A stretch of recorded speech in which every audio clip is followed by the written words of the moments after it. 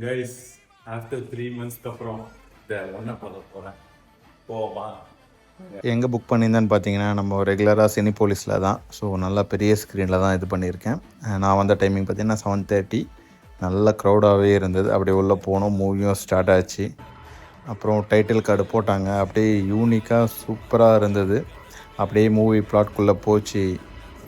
என்ன சொல்கிறதுனே தெரில, அப்படி ஒரு ஹோல்சமாக இருந்ததுங்க மூவி. வேறு மாதிரி மமிதா பைஜுவாக இருக்கட்டும், ராதிகா மேமாக இருக்கட்டும், ஈச் அண்ட் எவ்ரி கேரக்டர் சூப்பராக ப்ளே பண்ணியிருக்காங்க. சூர்யானாலும் சொல்ல வார்த்தையே இல்லை.